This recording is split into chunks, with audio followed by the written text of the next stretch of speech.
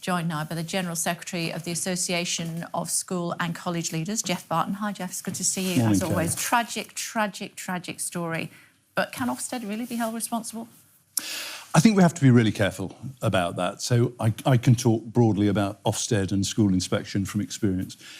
This case highlights, however, the very high stakes nature that we've got of inspection, where, you know, if you're a head teacher, for example, you will spend your Sunday night, your Monday night, your Tuesday night, and up to Wednesday lunchtime worrying about whether Ofsted will come in the next day. Not because inspection is a bad thing, but because the consequences of it can be a very bad thing. So, for example, if a school is moved from outstanding to inadequate, like this one that we're hearing about, then your school will be taken over by a trust, and you will worry that you lose your own job. And we're a trade union, we know that people do lose their jobs. It doesn't always happen, but even the fear of that is something I think most parents would think it's out of all proportion. I think what this case highlights, is that we are putting too much pressure on the very people in our communities who are looking after our children. What's the alternative? I think the alternative is still to have an inspection system. I mean, essentially, you know, taxpayers are paying for state education. So you want an inspection system that comes in and holds a mirror up to the school. The problem is the consequences of reducing something as complex as a school to a single grade. If you're an outstanding school, all kinds of good things will happen to you, all kinds of extra resources will come your way. If you're an inadequate school, as I've said, you worry about that. And in particular, those schools in the most challenging areas that need the best teachers and best leaders to want to go and work in them. Why would you do that if you were afraid of what the consequences might be? And therefore, a really simple thing we could do is to take away the overarching grade. So instead of reducing a school to a single word, why don't we say to parents, here's what the school is distinctively doing well, and here are the things that we as inspectors have talked to the leadership team that they could be doing better, and we will come back and we will call out those schools that aren't good enough and give them extra support. That would seem to me a very humane, very sensible way of running an inspection system, instead of what we've got at the moment, which is oversimplifying something as complex as education to single-word grades. What if there was more notice that Ofsted inspectors were coming to the school? Would that help? There's a debate about that. You could, as a parent, say, I don't want the school to have any notice. I just want the inspectors to turn up like a health and safety inspector turning up at a restaurant. On the other hand, that does, for someone like me who represents school leaders, imply a lack of trust. And one of the things that we're talking about with the Department for Education is, should there be a different notice period, at the very least, so that I know that this year I'm not going to be inspected as a school, so that you, as one of my teachers, can focus on the most important stuff, not getting ready for Ofsted inspections, but focusing on becoming a better teacher, marking work, learning how to improve.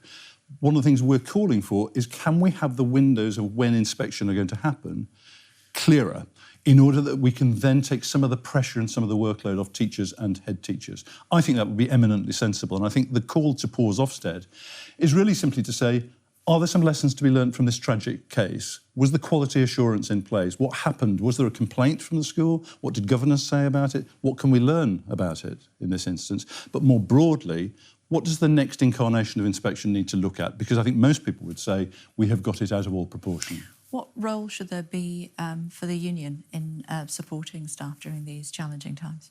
Oh, you would pay your subscription to a trade union because you will want support from your union. Now, the reality is, if you phone me today, you're being inspected today, and you phone me saying, I think I've got a bad inspector here, the inspection is all falling apart, what we will say is phone Ofsted, get one of their regional directors, put in a complaint, tell us what happens, and we will then help to try and pick up the pieces.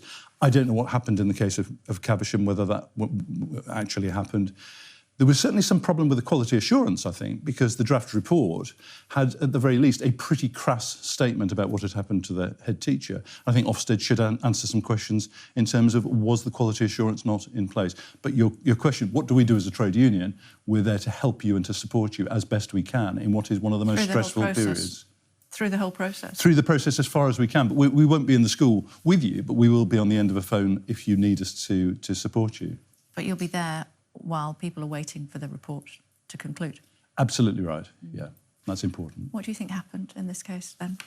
So I don't know what She happened. didn't feel that she had the support she needed, obviously. I don't know. All I would do is to go back to what the Samaritans say of us always being cautious about ascribing one thing as the cause of what might have happened in a suicide. So it is absolutely clear that the pressure and the humiliation that even I, as a seasoned veteran head teacher for 15 years in a big school, if you get a grade saying leadership and management is inadequate, you take that personally. If your school topples from one rating to another, you take that personally.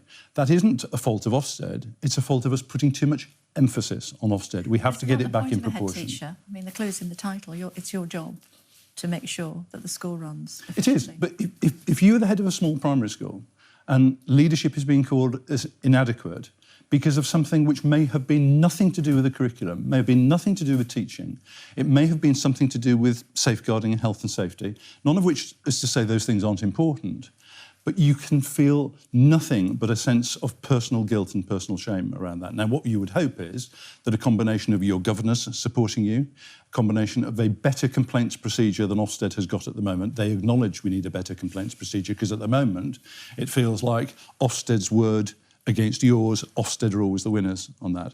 But also trade union support. All of those things need to be in place. This, I think, is a wake-up call around how we use inspection.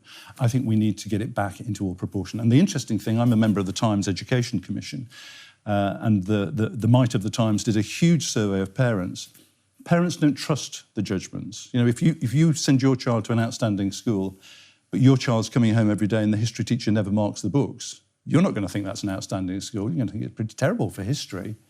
Well, in that case, why don't we take those judgments away and why don't we tell you what the school is doing well and not doing well? And that's what Labour's saying, it's what the Church of England is saying, it's what independent schools are saying, taking away the overall judgment. That, I think, would take some of the pressure off and still do what we want inspection to do, hold a mirror up and tell us how good our schools are.